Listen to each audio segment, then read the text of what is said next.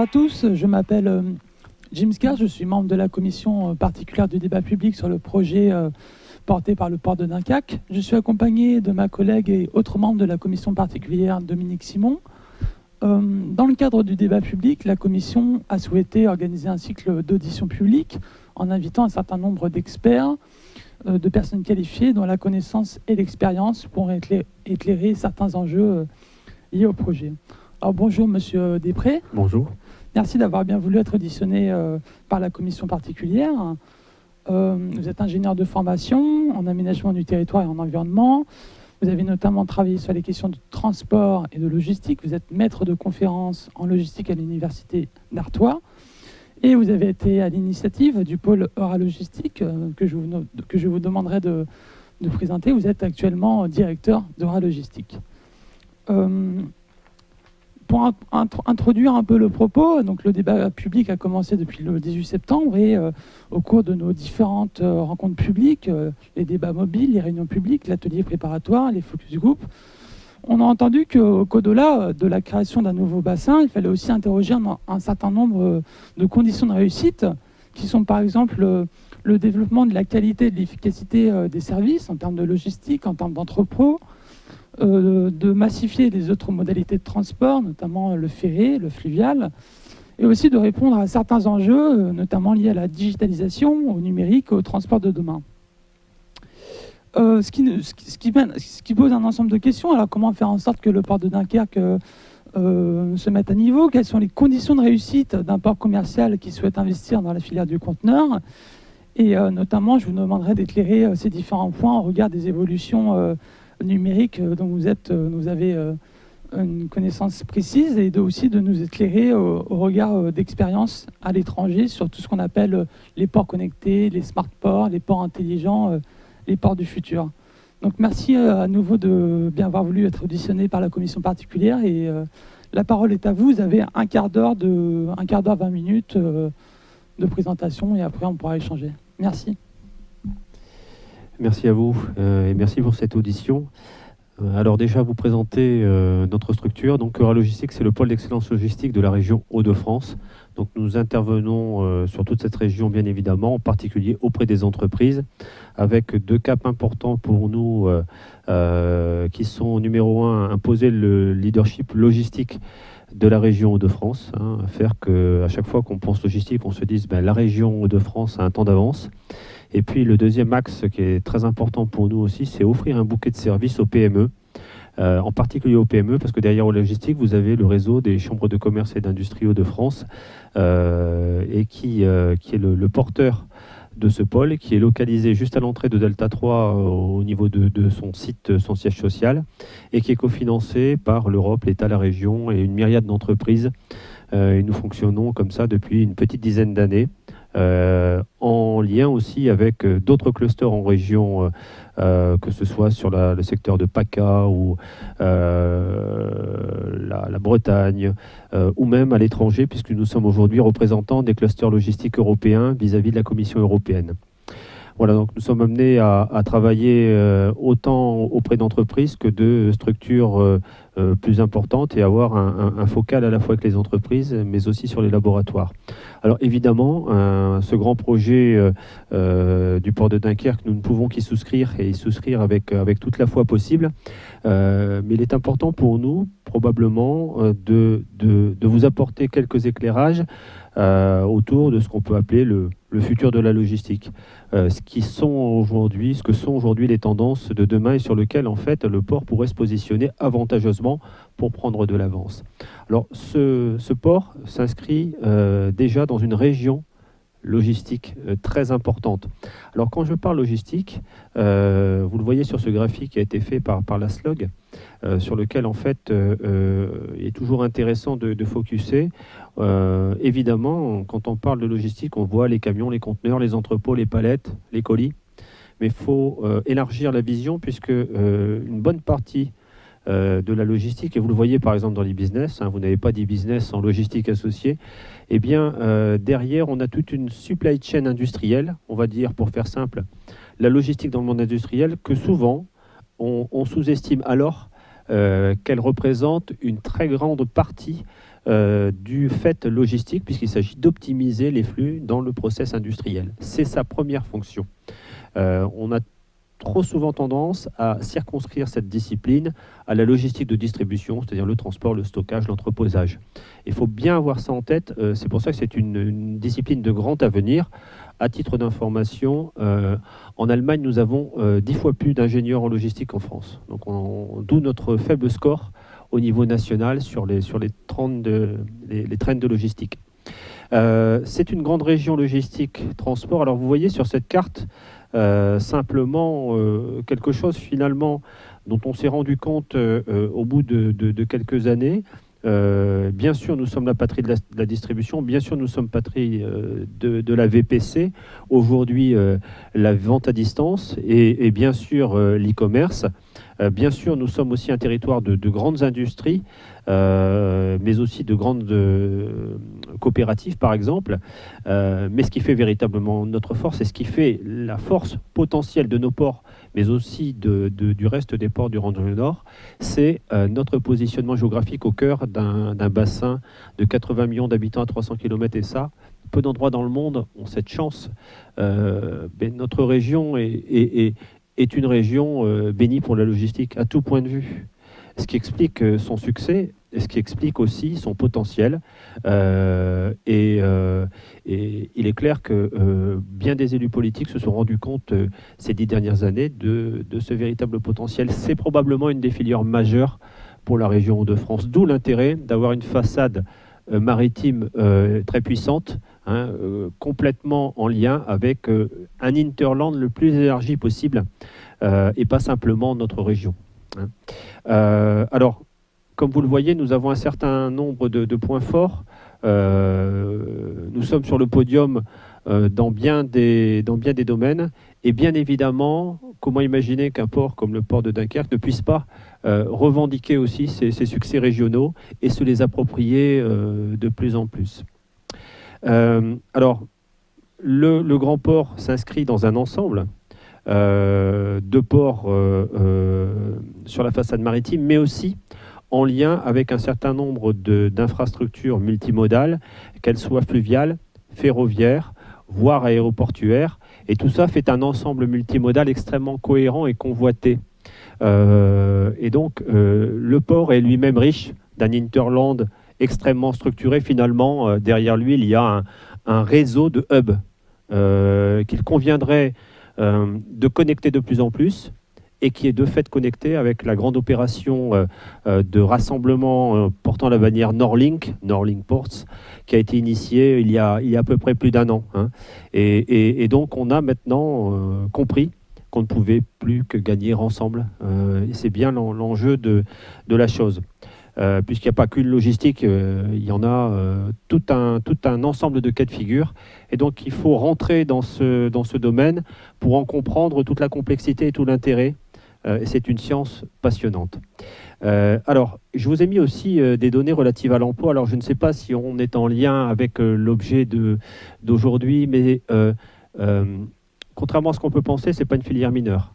Un emploi salarié privé sur 10, c'est un emploi lié à la logistique et au supply chain management, c'est-à-dire, comme je vous le disais tout à l'heure, la logistique dans le monde industriel, mais aussi la logistique dans le monde de la distribution. Tout est flux. Tout est flux, donc dans les entreprises, vous avez des gens qui sont spécialisés là-dessus, et je ne parle pas de l'emploi intérim là-dedans, et qui est tout à fait respectable, parce que parfois c'est la première marche. Alors, j'ai imaginé, pour les biens de cette audition, d'éveiller votre attention sur probablement 6 axes, et ensuite je rebondirai dans le détail sur des points plus particuliers. Alors, évidemment, nous ne prétendons pas à l'exhaustivité en parlant de tout cela, mais voilà quel est pour nous, quels sont pour nous, grosso modo, les 6 axes importants pour la logistique du futur, pour les entreprises et donc pour les outils portuaires. Tout d'abord, et vous le savez aujourd'hui, on le voit avec les business, nous voulons tout avoir du jour au lendemain. C'est-à-dire qu'il faut absolument que la logistique soit l'outil de notre besoin d'immédiateté. Donc elle doit être agile, elle doit être partout, elle doit être présente à toute heure.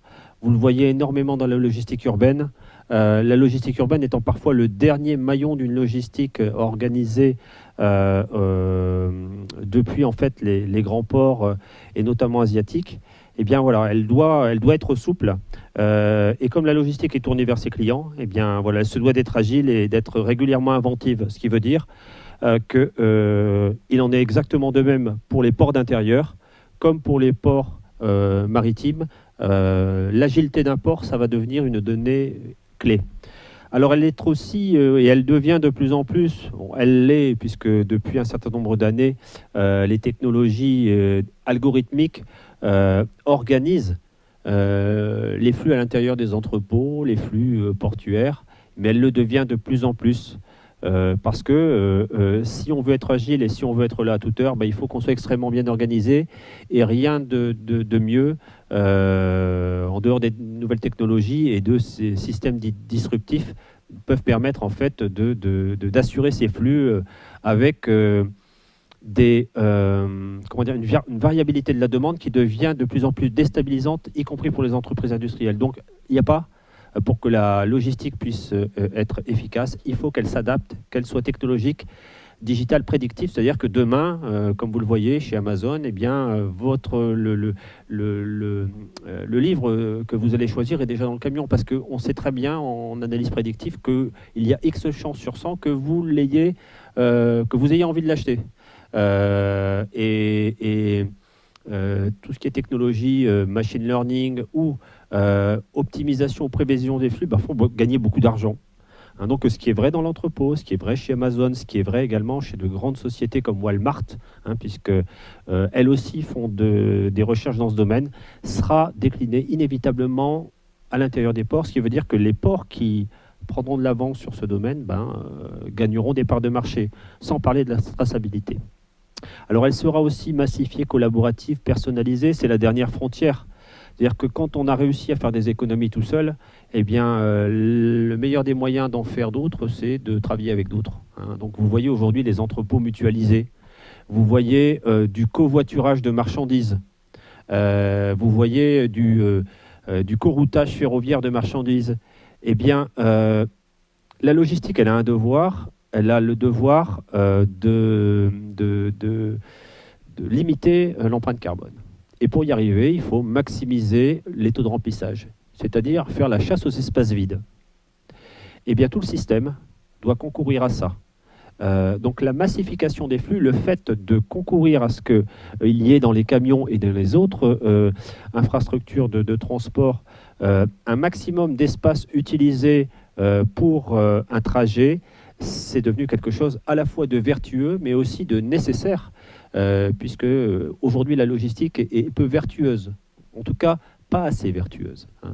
Le quatrième facteur qui est important aussi, alors évidemment on le voit, alors j'espère toujours ne pas être en dehors de votre sujet, on le voit, elle est de plus en plus humaine, puisque vous aviez une myriade d'opérateurs qui intègrent les entrepôts, et qui intégreront, je l'espère, les entrepôts demain situés sur le port de Dunkerque. Mais paradoxalement, elle est aussi extrêmement automatisée, elle est extrêmement aussi robotisée et le sera de plus en plus. Ce sera un secteur qui sera très très impacté par ce qu'on appelle la cobotique, c'est-à-dire l'assistance d'éléments robotisés cohabitant avec des humains. Et c'est un axe de développement très très important. Donc ne pas le prendre en compte, y compris dans les formations demain situées aux alentours, ce serait dommage.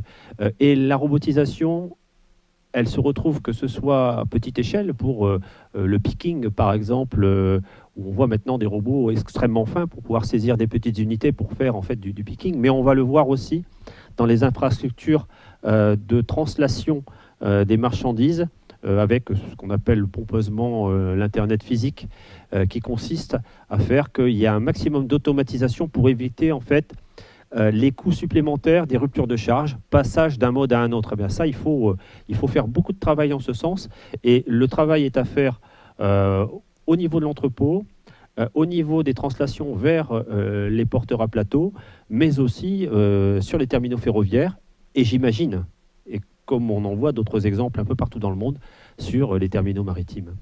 Donc l'automatisation, ça va permettre aussi d'être présent H24, tout en cohabitant bien sûr avec les systèmes existants. Mais ça permet de gagner des parts de marché. L'éco-responsabilité, il est clair que c'est un axe majeur. Il serait d'ailleurs très intéressant, j'y pense à l'instant, que demain, le port de Dunkerque puisse être un port à empreinte carbone la plus vertueuse. Et en matière d'argumentaire commercial, c'est un vrai plus. Alors, je ne doute pas du fait que ce soit déjà aujourd'hui en place au sein du port, mais le revendiquer comme un facteur de différenciation, comme une promesse commerciale, je pense que c'est essentiel. Alors ensuite, je parle de transversalité, de stratégie orientée client. Une tendance extrêmement lourde du fait logistique et qu'on va pouvoir aussi potentiellement décliner à l'intérieur de l'infrastructure, c'est le caractère financier des activités logistiques. Pourquoi ? Parce qu'on a longtemps pensé que la logistique, c'était l'optimisation des flux de marchandises. Mais c'est aussi, vous l'avez vu, l'optimisation des flux d'informations. Mais c'est aussi, et demain de plus en plus, l'optimisation des flux financiers. En fait, il y aura une génération de financiers, de directeurs financiers, qui utilisera la supply chain et qui comprendra la supply chain parce que ça fait gagner de l'argent à l'entreprise. Et ce phénomène est en train de faire tache d'huile. Donc n'oublions pas l'intérêt de cela. Alors, je souhaitais vous parler, mais ça fera, j'imagine, l'objet de vos questions, des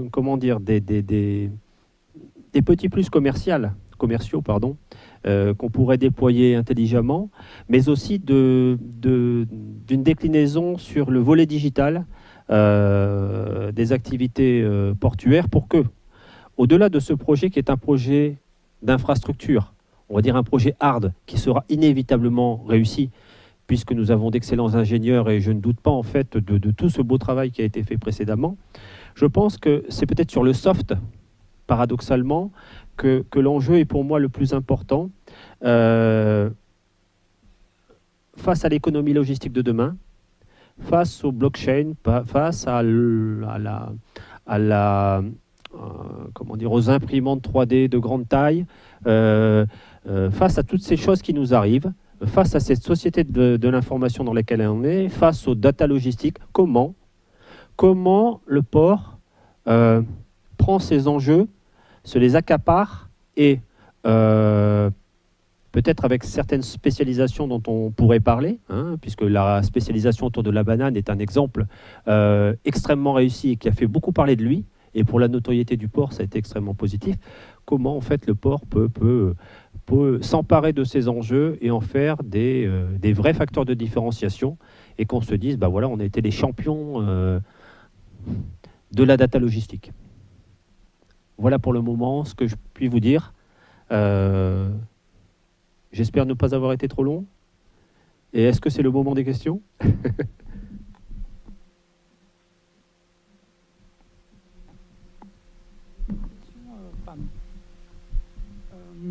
J'ai une question notamment liée aux emplois. Est-ce que vous êtes en mesure aujourd'hui de saisir un peu les emplois du futur, notamment liés à toute l'évolution numérique que vous avez mentionnée, etc., où on est encore sur des pistes plus ou moins...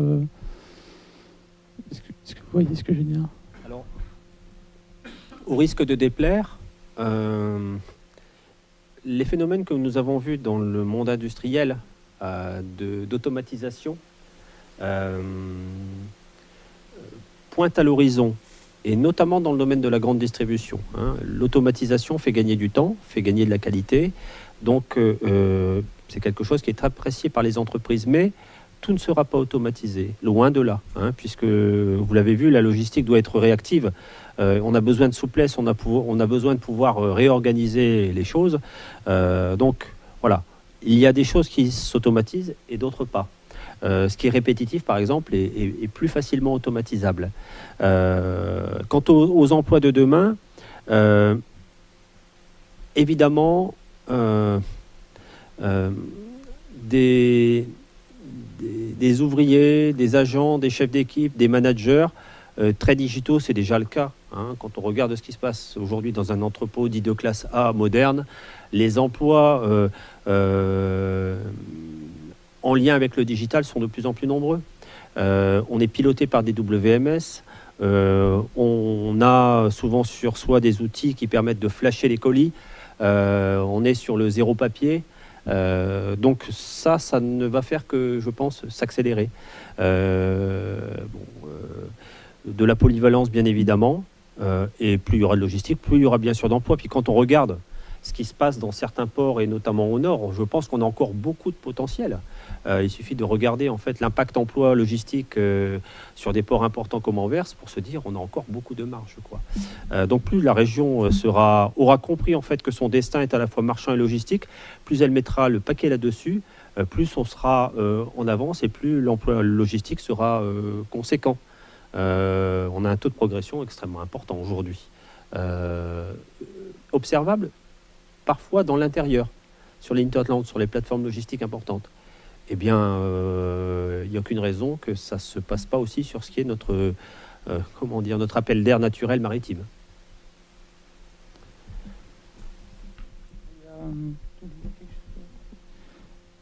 Par rapport au... On serait curieux d'avoir aussi votre regard sur des expériences qui sont à l'étranger et de savoir aussi comment, de quelle manière ça se matérialise, c'est-à-dire que cette avance en termes de logistique du futur et du port du futur, comment ça a été fait, à quel moment, et aussi est-ce que c'est quelle est la gouvernance de ces aspects, c'est-à-dire est-ce qu'il y a des équipes dédiées à ces thèmes, à la logistique du futur, etc., sur des expériences à l'étranger? En fait, déjà, ce que l'on observe dans ce domaine, c'est que rarement, dans le domaine de la logistique, on est dans la recherche. On est souvent, en fait, dans l'application de choses qui marchent. Donc, quand les process sont rompus, bien qu'ils fonctionnent bien, on l'observe dans le monde industriel comme dans le monde portuaire, eh bien, on va les mettre en place. Ce fut le cas autrefois des portiques. Ce que l'on peut observer dans les ports, on va dire, plus grands, hein, en Allemagne ou sur les ports du Range Nord, pour ne pas les citer, on n'est pas non plus forcément à la même échelle. Hein, donc, en tout cas, l'automatisation, la traçabilité, c'est un fait qu'on observe déjà. Hein, il suffit de les visiter pour s'en rendre compte. Et c'est un fait qui va croissant. Hein, donc, je pense qu'il faut s'en emparer parce que quelque part, chaque unité qui est manutentionnée, ce sont des euros en plus. Donc tout ce qui sera gain économique sur ces unités manutentionnées positionnera de manière plus favorable inévitablement le port. Maintenant, ce que l'on a dit depuis des années sur l'absence de grève depuis 25 ans, ça c'est un atout considérable. Nous-mêmes, nous ne communiquons pas assez là-dessus. Et ça fait partie aussi des plus produits. Mais ce qui est clair, c'est que les ports tels qu'on peut les observer sont des véritables cités logistiques à elles seules. Et donc, ce modèle de l'infrastructure portuaire disposant d'entrepôts où à un moment donné, on va ouvrir les conteneurs et puis faire du pick and pack, du contrôle, et puis derrière, à un moment donné, préparer pour amener jusqu'aux plateformes d'intérieur via les canaux, c'est un modèle qu'on peut regarder chez nous. Et il est clair que Seine Nord Europe, c'est un vecteur extraordinaire demain pour pouvoir toucher la région parisienne. Donc il y a une collection en fait d'opportunités qu'il faut tout simplement saisir. Et si on ne les saisit pas, je pense qu'on aura du retard. Donc il faut absolument aujourd'hui prendre de l'avance et faire preuve d'innovation. Le parallèle que l'on fait là pourrait être exactement le même sur Seine Nord Europe. Seine Nord Europe sera demain un canal à grand gabarit, mais faisons preuve d'innovation dans le domaine du fluvial. De manière à pouvoir finalement, comme je disais tout à l'heure, prendre ce temps d'avance. Et surtout, n'opposons pas les modes. Hein, c'est de la comodalité, c'est pas du transfert modal. Hein, ce sont des modes qui cohabitent et qui se complètent. avec si possible des liens en matière de système d'information qui font qu'on ira plus vite. On éliminera les défauts potentiels de nos systèmes actuels.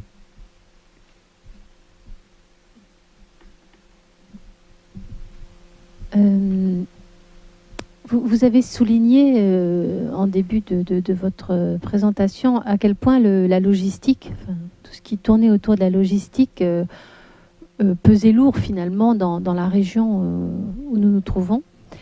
Vous l'avez un petit peu touché, mais rapidement, j'aimerais bien que vous développiez pour vous ce qui contribue à cette situation finalement. Qu'est-ce qui fait que une région peut attraper finalement cette identité forte de logistique? Sur quoi elle s'appuie? Est-ce qu'il y a un élément historique, un élément culturel, voilà. En quoi elle se différencie des autres? C'est ma première question, j'en ai d'autres après.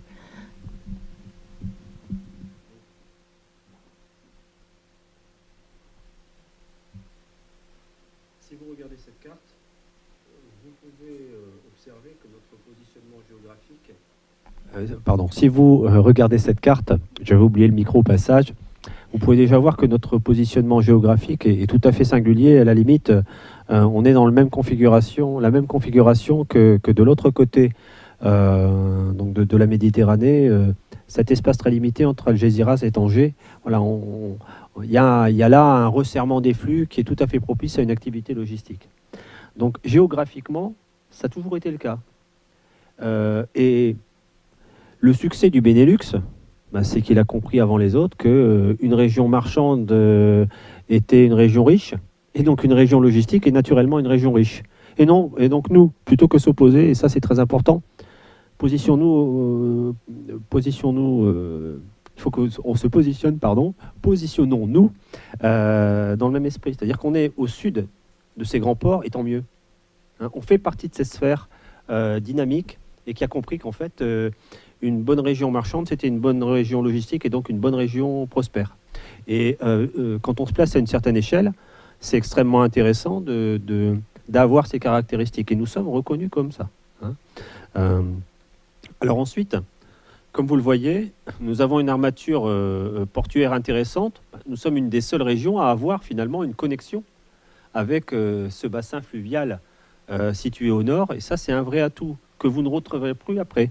On peut dire à la limite que seuls les secteurs de l'Est, que ce soit l'Alsace ou le secteur Rhône-Alpes, ont de telles potentialités en matière de fluvial. Hein. Donc on a naturellement une multimodalité en plein sur tous les modes, ferroviaire compris. Nous sommes une grande région ferroviaire. Alors ensuite, comme cette région est une grande région de distribution, d'industrie, de commerce, eh bien, vous avez tout un appareil, une myriade d'activités de transport, comme vous le voyez là, de prestataires logistiques. Hein. Toujours cette notion de port et de son hinterland. Hein. Il est évident que pour un prestataire logistique, pouvoir disposer d'un positionnement géographique au barycentre d'une zone plus large et souvent circulaire, c'est plus intéressant. Hein. Mais les deux cohabitent bien. La structuration aussi de notre région en matière industrielle est tout à fait respectable et on l'oublie souvent, nous sommes toujours une grande région industrielle. Et vous le voyez sur ces cartes, nous avons un appareil industriel extrêmement bien structuré et encore puissant. Hein. Et puis derrière, vous voyez, je vous parlais tout à l'heure de la région de France, patrie de la distribution. Vous pouvez voir là également, figurent ici en fait tous les entrepôts logistiques dites de classe A, de la grande distribution, les Intermarchés, les Scapest, Leclerc, les Continental, les Big Ben, les gens de la grande distribution. Voilà, on a ce savoir-faire. Ce qui explique en fait la carte suivante et qui est à prendre en considération tout ce qui est IT Logistics. Ce que vous voyez là, alors évidemment, c'est écrit en tout petit, Vous avez éventuellement sur notre atlas en ligne sur euralogistique.com la légende. Mais nous avons en fait, voilà, je vais de la légende à la carte. Ça c'est la carte, ça c'est la légende. Et en fait, nous avons dans le mécano de l'anthropologistique tous les faiseurs. Nous avons de grandes entreprises spécialisées dans les systèmes d'information logistique et qui sont connues pour certaines dans le monde entier. Prenez Generix par exemple. Et ça veut dire quoi? Ça veut dire que quand vous vous implantez en région de France, vous avez tout ce qu'il faut pour pouvoir développer une logistique efficace. Les logiciels, les rayonnages, les protections, les bacs, et tout ça, c'est de l'innovation au quotidien.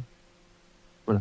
Et donc, c'est tout cet ensemble d'activités logistiques présentes sur notre territoire et de longue date, et souvent performantes, et souvent référentes au niveau national, qui expliquent notre vrai savoir-faire. Et ajoutons à cela tous les centres de formation qui sont très très nombreux. Il y en a plus de 100 en région de France. Ça fait quelque chose de tout à fait valorisable. Ça répond à votre question? Oui, j'ai entendu plein de choses. Je ne vais pas reformuler, mais j'entends beaucoup la dernière qui est quand même la capacité de mise en réseau finalement. Oui. C'est ça. De tout un tas d'acteurs qui interviennent sur des métiers différents, mais qui contribuent tous à la production d'un service logistique, c'est ça? Vous avez aussi raison sur un autre point, et j'aurais dû l'aborder. Ce que j'ai observé depuis une petite quinzaine d'années sur l'évolution logistique de notre grande région, c'est cette capacité, peut-être due à des contraintes économiques, où là maintenant on a moins, donc il faut faire ensemble, cette capacité qu'ont les acteurs, les clubs logistiques, les fédérations, les consulaires, les acteurs économiques, les ports, à se connaître et à bien se connaître parce que c'est malgré tout un petit monde et à travailler ensemble. Et puis aussi avec l'arrivée d'entreprises qui ont connu un fort développement et qui, il y a une vingtaine d'années, pour certaines n'existaient pas. Prenez par exemple l'entreprise Logs Grimont-Pré qui a connu une croissance conséquente et qui aujourd'hui est un modèle. Et puis avec d'autres entreprises aussi du même type, mais peut-être de plus petite taille, comme Logvad, vous avez maintenant, on va dire, des startups de l'économie logistique et qui progressent très très vite.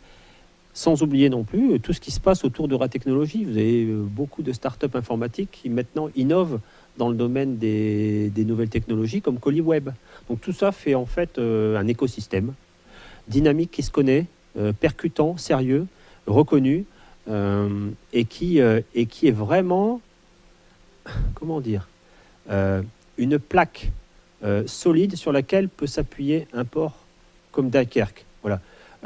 Il est en façade de tout un ensemble puissant. Voilà. Et dire que nous sommes logistiquement puissants, c'est pas un vain mot. En région de France, on a toujours eu tendance en termes de communication, entre guillemets, à jouer profil bas. Il ne faut plus jouer profil bas. Voilà. Il faut qu'on hisse haut et fort les couleurs de la logistique. On sent que vous êtes convaincu. Oui. Je voudrais rebondir sur une chose que vous avez dite aussi à propos des axes finalement de la logistique du futur. Il y a deux termes que vous avez employés qu'on comprend bien parce que finalement, au fil de nos rencontres, entretiens, etc., on l'entend beaucoup. C'est la nécessité d'une agilité, d'une souplesse, d'une flexibilité pour assurer le délai minimum, le service maximum. Et en même temps, c'est le truc un peu compliqué parce que ce qui se passe sur la mer, c'est que c'est plutôt de plus en plus gros, de plus en plus... voilà. Donc on sent bien qu'au niveau du port, le port reçoit des bateaux de plus en plus chargés, remplis. Et puis derrière, sur terre, il faut que ça aille le plus vite possible, le plus... Voilà. Et vous-même, vous dites aussi, y compris sur Terre, pour des raisons d'efficacité, etc., il y a un besoin de massification, ce qui fait appel à des solutions que vous avez évoquées, de covoiturage, coroutage, etc. Mais quand même, il me semble que là, il y a un défi assez majeur, finalement, et qui, au niveau déjà du port doit être assez conséquent, d'assurer à la fois cette flexibilité, l'agilité, la capacité à parler en petit volume, alors qu'il nous faut en même temps, pour le client final, alors qu'en même temps il faut massifier, tout ça en assurant une multimodalité. Enfin bref, voilà.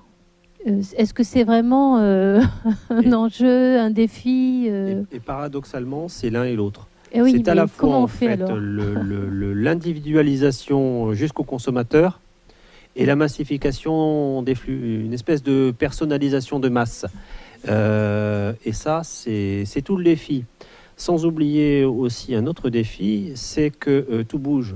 Et même quand on parle de géostratégie logistique, des nouvelles voies qui s'ouvrent, maritimes, et aussi des nouvelles voies ferroviaires qui s'ouvrent. Regardez ce que l'on dit autour de la route de la soie, hein, qui va de Duisbourg jusqu'en Chine, avec le mode ferroviaire qui s'empare de ce type d'enjeux qui sont ni plus ni moins que des enjeux commerciaux de tout premier plan. Et donc, comment le port se joue de ça, comment le port s'empare de ces choses-là, comment le port combine avec ça, comment il prend de l'avance, quelle nouvelle voie ça lui ouvre. Voilà, il y a une myriade d'opportunités. J'ai juste une intuition. Je pense qu'à l'échelle dont on parle, à cette échelle de grande logistique, hein, vous évoquez ces bateaux de plus en plus grands, je suis assez convaincu que le port a des cartes de spécialisation à jouer, à l'instar de ce qu'on évoquait tout à l'heure. Et je crois qu'il y a que le port soit champion dans des domaines de spécialisation comme il le fut par le passé, comme il l'a été encore récemment. Lesquels, évidemment, ce serait si simple de les évoquer, ça demande probablement du travail, mais il y a un phénomène en économie qu'on appelle la smart spécialisation. Voilà. Et je pense que ça pourrait sans doute s'adapter au port, comme dans nos entretiens précédents, nous avions évoqué l'intérêt, pourquoi pas autour du digital, de faire un hackathon du port de demain. Voilà.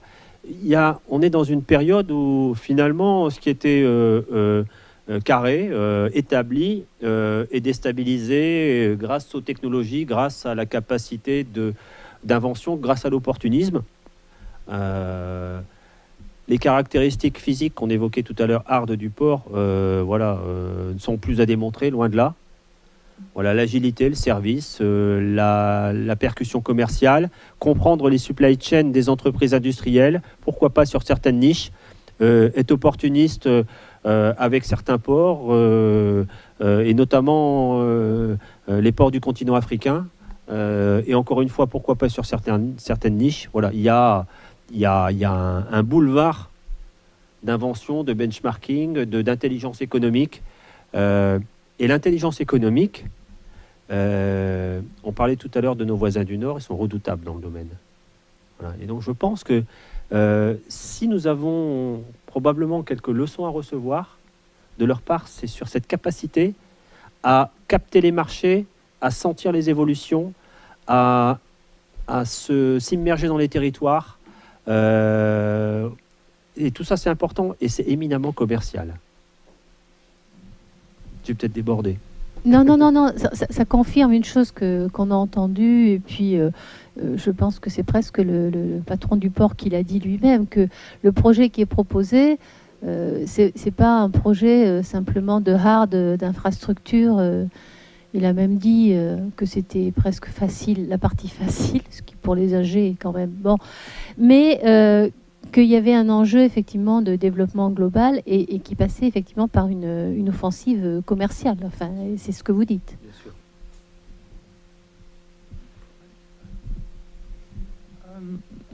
Excusez-moi, j'aurais juste voulu avoir une précision, notamment sur la question de l'évolution des conteneurs. C'est-à-dire, on voit de plus en plus la question d'avoir des conteneurs plus petits, des conteneurs qui font 4 mètres, 3 mètres, 2 mètres. Et je voulais savoir comment, si vous traitez cette question actuellement et quels seraient les impacts en termes de, enfin, sur toute la chaîne en termes de logistique. Merci. Je vais essayer d'être synthétique.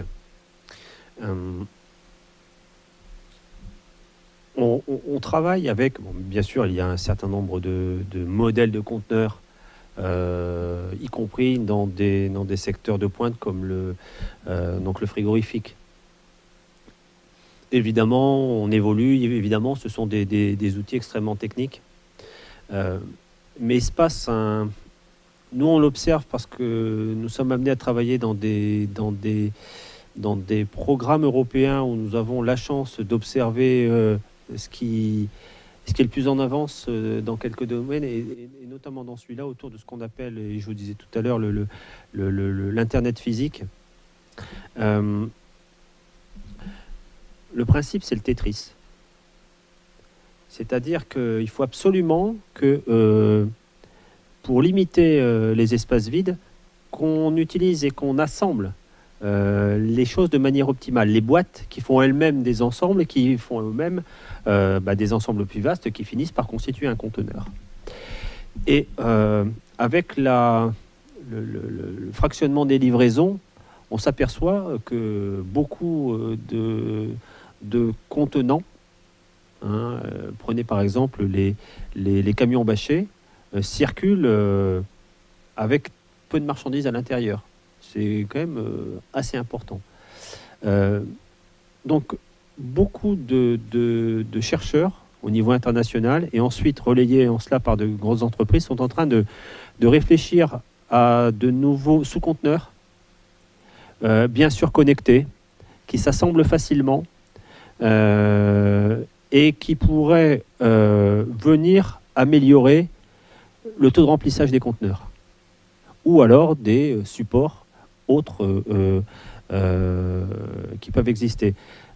Donc, je veux dire, la révolution du conteneur n'est pas pour demain, ça reste un mode de transport extrêmement intéressant, mais ce que l'on voit poindre, en fait, ce sont de nouvelles formes de conteneurs, souvent de plus petite taille, des sous-conteneurs tout simplement, et des sous-conteneurs un petit peu intelligents, et puis vertueux. Donc c'est une tendance, alors je ne sais pas si c'est une tendance lourde, en tout cas, ça participe de la révolution logistique d'aujourd'hui. Tout mode confondu. Quand vous entendez conteneurs vertueux, c'est-à-dire des conteneurs qu'on pourra transporter facilement, qu'on pourra regrouper facilement, qu'on pourra identifier facilement, qui pourront prévenir de leur arrivée, et qui permettront en fait, de par leur conception, d'augmenter le taux de remplissage. Tout ça, c'est vertueux.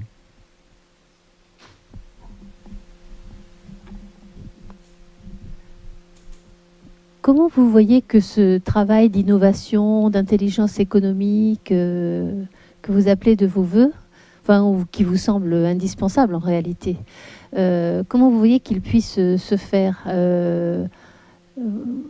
voilà. Encore une fois, on est dans le concept de réseau, parce que c'est pas le port tout seul qui peut tout. Voilà.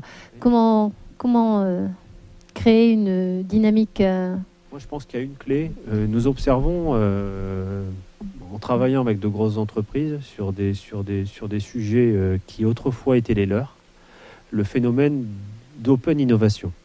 C'est-à-dire que les grandes entreprises maintenant s'ouvrent aux idées neuves, des nouvelles start-up, des étudiants, de myriades de gens qui viennent d'autres domaines et d'autres horizons, à la jeunesse aussi, qui est prise au sérieux, avec des nouvelles formules de co-conception, de co-création, d'intelligence collective.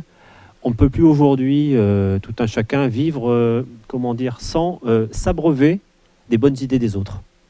Et je pense que là, ça suppose une démarche d'animation, de collectif, divers et variés, de veille, de recherche de solutions nouvelles. Et je pense que c'est la clé. C'est ça qui fera que la démarche sera originale, partagée, réactive. Voilà, il faut que ce soit quasiment un port en continuelle ouverture aux idées nouvelles. Alors ça suppose évidemment d'y passer du temps, mais je pense que c'est une des voies du progrès. Hein. Aujourd'hui, on co-construit. Hein, on parle là de gouvernance avec cette enquête. Eh bien, il faut l'appliquer quasiment au quotidien sur un programme de moyen terme. C'est peut-être vague, mais c'est pourtant essentiel. Justement, donc on a un peu la sensation qu'une des conditions, c'est que ce qui est vague aujourd'hui, et c'est bien normal, hein, devienne assez concret et assez précis. Voilà. Ça devient une condition importante. Je reviens sur, si tu veux bien, sur la question de l'emploi, parce que ça fait écho à un échange que nous avons eu ce matin sur la question de l'emploi dans les métiers de la logistique. Et l'interlocuteur que nous avions nous disait quand même que une large majorité de ces emplois étaient des emplois finalement ouvriers, sans grande perspective d'évolution de carrière. Et nous soulignions, il soulignait, et on reprenait avec lui, l'importance peut-être de penser un peu global des schémas de complémentarité et de mobilité, puisque vous mentionniez tout à l'heure que cette région a aussi un tissu industriel dense, pour organiser des parcours qui permettent un vrai parcours, une vraie progression, un développement de la personne à travers tout un tas de métiers, en sortant de la logistique par l'industrie, inversement, j'en sais rien. Voilà. Est-ce que c'est quelque chose qui fait écho à vos réflexions Alors sur le campus Euralogistique, nous formons avec les acteurs de la formation qui sont présents à nos côtés, avec Pôle emploi, avec 3 groupements d'employeurs. Nous détectons, formons, insérons environ 2500 personnes par an. Bon, ce qui nous donne un peu de recul par rapport à ça, y compris sur des formations relativement innovantes avec de nouveaux outils immersifs. Par exemple des systèmes de conduite de chariot élévateur en réalité virtuelle. Vous vous retrouvez en fait immergé dans un entrepôt qui n'existe pas, mais dans lequel vous avez des tâches à accomplir, hein, et avec des situations qui sont parfois déstabilisantes, où on vous met un peu sous pression. Ce qui permet aussi de voir si les gens qui sont sous pression sont aptes à embrasser ces métiers, parce que ce sont des métiers compliqués et où on n'a pas le droit à l'erreur, parce que si une charge tombe, c'est très délicat. Alors, on a un problème qui est quasi insoluble, c'est-à-dire qu'il y a un boom de l'emploi logistique. Par exemple, aujourd'hui, on a un mal fou à trouver des chauffeurs. C'est une catastrophe. Mais ce n'est pas propre à la France, c'est valable aussi aux États-Unis. Aux États-Unis, c'est une catastrophe. D'où, en fait, cette montée en puissance des transports quasiment indépendants, autoguidés. Voilà, ce qu'on appelle pas le cocooning, enfin bref, le nom me reviendra. Donc ce sont des métiers qu'on dit ingrats. Hein.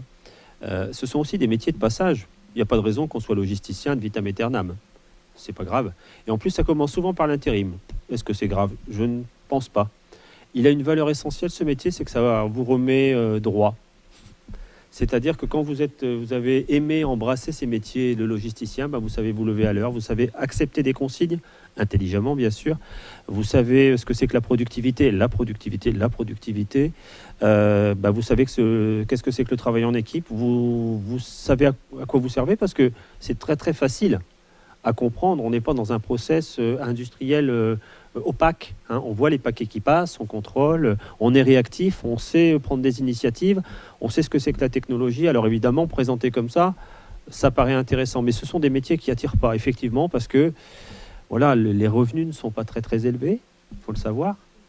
Et puis, et là je pense que, en tout cas nous concernant, on a un travail énorme. Il faut qu'on fasse bouger un peu les lignes.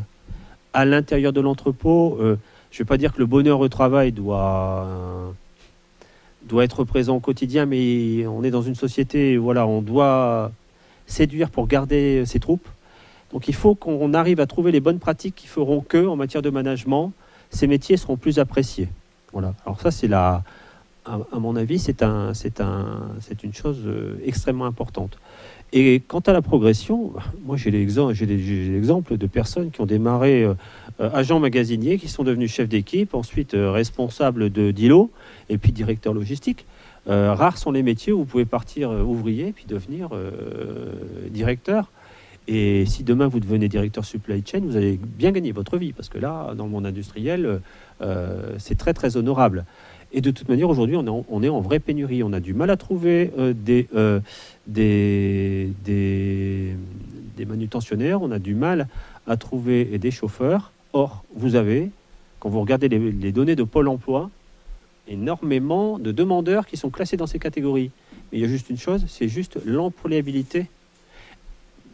Vous êtes classé dans une catégorie, mais est-ce que votre patron, c'est cette personne-là qu'il recherche? Il cherche quelqu'un de solide. Parce que si la personne repart au bout de 3 jours, eh ben, là, il aura tout perdu, il perd de temps, il n'a pas de temps à perdre. Vous voyez, on est dans un métier de grande productivité, un métier très tonique. Donc, il nous faut des hommes sûrs, des hommes et des femmes sûrs. Donc, il y a un fossé, en fait, entre l'employabilité des personnes et les taux de personnes au chômage inscrites dans ces métiers. Mais au-delà de ça, l'image des métiers, voilà, il faut qu'on fasse bouger les lignes. Mais les entreprises, les professionnels, les infrastructures, enfin bref, c'est un long chemin. On aimerait bien un jour que les gens soient très honorés de pouvoir proclamer à leurs proches « je suis logisticien », puis on dirait oh, « fantastique ». On n'en est pas là, quoi, hein, aujourd'hui, malheureusement. Mais bon, c'est du vrai emploi. Si on suppose une augmentation du trafic maritime, du trafic commercial sur le port de Dunkerque, ça sous-entendra une hausse du trafic sur les transports, donc qu'il soit des transports ferrés, automobiles et fluviales. Et ma question, c'est est-ce que les acteurs de la chaîne sont prêts face à cette hausse? Et sinon, comment y remédier? Qui refuserait des marchés potentiels qui est recroissant. Puis ensuite, ça ne se fera pas du jour au lendemain.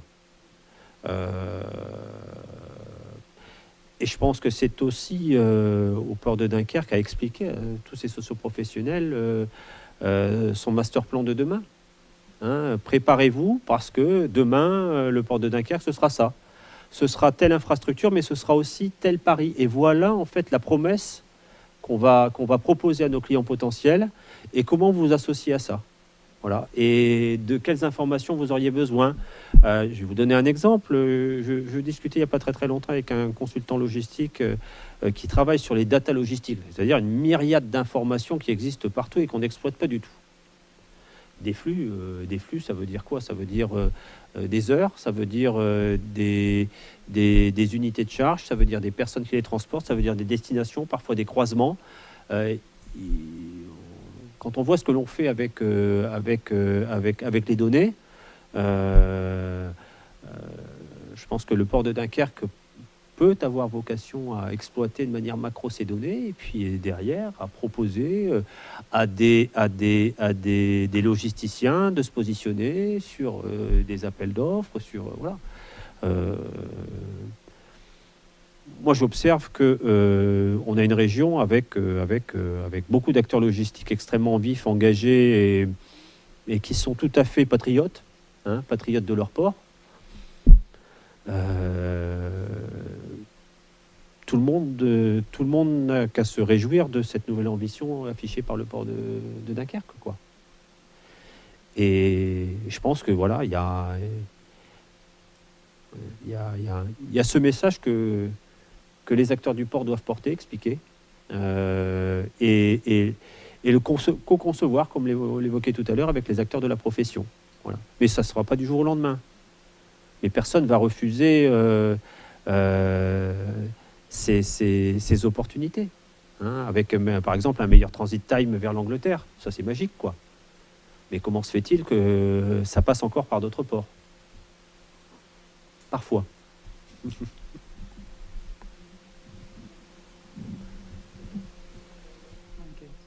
Bon, en tout cas, merci beaucoup, Monsieur Laurent Després, pour cette audition qui nous a permis d'éclairer de nombreux points. Et merci également à Dominique.